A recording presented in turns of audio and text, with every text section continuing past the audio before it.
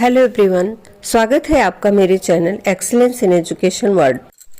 आइए जानते हैं कि राष्ट्रीय शिक्षा आंदोलन के पश्चात भारत में किन शिक्षण संस्थाओं की स्थापना की गई जिनमें भारतीय शिक्षा ही दी जाती थी। पहला है गुरुकुल कांगड़ी। गुरुकुल प्रणाली के संबंध में स्वामी दयानंद सरस्वती के विचारों से प्रेरणा लेकर स्वामी श्रद्धानंद ने सन 1897 में एक आंदोलन चलाया। इसके द्वारा उन्होंने ब्रिटिश शिक्षा भारतीयों को जो अंग्रेज बना रही थी, यह भारतीयों में देशभक्ति की भावना विकसित नहीं कर रही थी। अतः उन्होंने 16 मई 1900 में गुजरावाला पंजाब में एक राष्ट्रीय संस्था की स्थापना की। यह संस्था गुरुकुल के नाम से प्रसिद्ध हुई। 1902 में इस संस्था को हरिद्वार के पास कांगड़ी में स्थापित कर दिया गया। उस समय इस गुरुकुल में 34 छात्र थे, जिनकी संख्या शीघ्र ही 800 हो गई। 1962 में इसे विश्वविद्यालय स्तर प्राप्त हो गया। इस समय इस संस्था में 2000 से अधिक छात्र शिक्षा ग्रहण कर रहे थे। इस विश्वविद्यालय में इस समय निम्नांकित संकाय हैं: कला, BA, MA degree, oriental studies, विज्ञान संकाय, मैनेजमेंट स्टडीज, टेक्नोलॉजी आदि अन्य। इस संस्था में हिंदी के माध्यम से शिक्षा प्रदान की जाती है। इस गुरुकुल में अग्रांकित विभाग है। विद्यालय विभाग 10वीं तक के लिए वेद महाविद्यालय, कला महाविद्यालय, विज्ञान महाविद्यालय, आयुर्वेद महाविद्यालय। इस गुरुकुल से निम्नलिखित गुरुकुल संबंध है: कन्या गुरुकुल देहरादून, गुरुकुल मेहसवाल, गुरुकुल कुरुक्षेत्र, गुरुकुल आर्यनगर, गुरुकुल सिंहपुरा, गुरुकुल गढ़पुरी, गुरुकुल कुंभाखेड़ा, गुरुकुल काजूखेड़ा उत्तर प्रदेश। अंत में हम डॉक्टर राजेंद्र प्रसाद के शब्दों में यही कह सकते हैं कि हमारी आज की आवश्यकताओं की पूर्ति के लिए सर्वोत्तम शिक्षा प्रणाली का क्या रूप हो, इस संबंध में अभी तक निश्चय पूर्वक कुछ कहना संभव नहीं।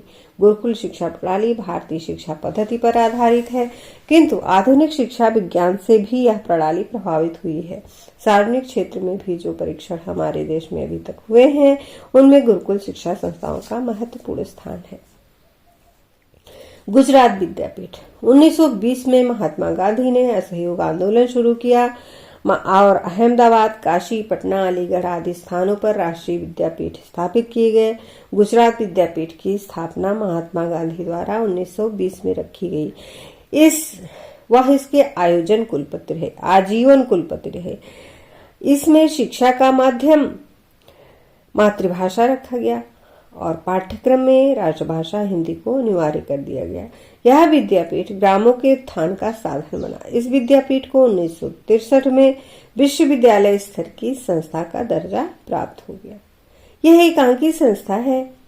यह संस्था अहमदाबाद में कार्य कर रही है, परंतु इसका ग्रामीण कैंपस गांधीनगर में स्थित है। इसमें प्राथमिक स्तर से पीएचडी डिग्री तक की शिक्षा व्यवस्था है।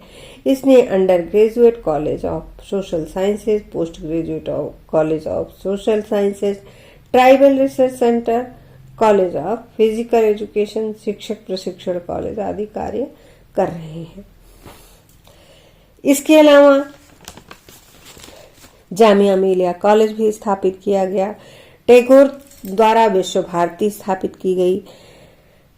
श्रीमती चांगकाई शेक ने एक पत्र में रविन्द्रनाथ टैगोर को लिखा है: हम अनुभव करते हैं कि यदि हम आपकी संस्था में न गए तो हमारा भारत आगमन कार्य पूर्ण न हुआ होता। जिस संस्था का श्रीमती शेक ने उल्लेख किया वह है विश्व भारती।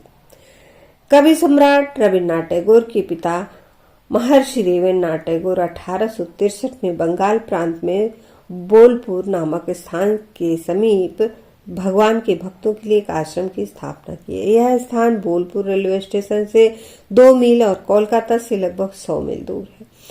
हावड़ा से यहाँ की यात्रा में 3 घंटे लगते हैं। कवि रविन्द्रनाथ टैगोर ने 1901 में इस आश्रम को एक विद्यालय का रूप प्रदान किया।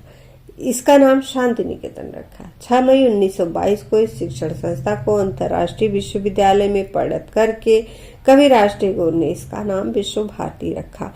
1951 में केंद्रीय धारा सभा ने एक अधिनियम पारित करके इसको केंद्रीय सरकार के संरक्षण में रख दिया है।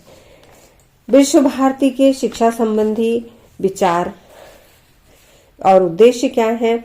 विभिन्न दृष्टिकोणों से अध्ययन किए गए सत्य के विभिन्न रूपों के परिज्ञान के उद्देश्य से मानव मस्तिष्क पर अध्ययन करना, प्राच्य संस्कृतियों में सामंजस्य स्थापित करके उनमें घनिष्ठता उत्पन्न करना, पाश्चात्य विज्ञान अथवा संस्कृति का समरूप अध्ययन करना, एशिया में व्याप्त जीवन दर्शन और एशियाई विचार को दृष्टिकोण में रखकर पाश्चात्य देशों से संपर्क बनाना, पूर्व तथा पश्चिम में निकट संपर्क स्थापित करके विश्व शांति की दशाओं को जन्म देना, विभिन्न दृष्टिकोणों से अध्ययन किए गए सत्य के विभिन्न रूपों के परिज्ञान के उद्देश्य से मानव मस्तिष्क का अध्ययन करना, सहबंधुत्व की भावना का विकास करके पूर्व और पश्चिम के देशों को एकता के सूत्र में आबद्ध करना। इन आदर्शों को ध्यान में रखते हुए विश्व भारती में एक ऐसे सांस्कृतिक केंद्र का निर्माण करना जहां धर्म, साहित्य, विज्ञान, इतिहास, हिंदू, मुस्लिम, जैन, बौद्ध, ईसाई, सिख, अन्य सभ्यताओं की कला की खोज तथा अध्ययन किया जा सके। अतः जहां इन कलाओं का पश्चिमी देशों की कलाओं में सामंजस्य स्थापित किया गया, वहां उपयुक्त वातावरण में रहकर दार्शनिकों तथा विचारकों में पारस्परिक संबंध स्थापित किया जा सके, जहां मानव को ब्रह्म की अनुभूति करा के पूर्णता की ओर ले जाया जा सके। विश्व भारती का वातावरण। यह संस्था नगर के कोलाहल से दूर प्रकृति की गोद में एक मनोरम स्थान में है। वह विश्वविद्यालय साधारण विश्वविद्यालयों के समान दीवारों से घिरा हुआ इमारतों की भीड़ भाड़ का दृश्य उपस्थित नहीं करता है। वस्तुतः यह सामान्य अर्थ में एक विश्वविद्यालय का चित्र न प्रस्तुत करके एक आश्रम का दृश्य उपस्थित करता है। प्रकृति के जिस हृदयाकर्षक एवं शांतिपूर्ण वातावरण में विश्व भारती स्थित है, उसका वर्णन स्वयं टैगोर जी के शब्दों में किया जा सकता है।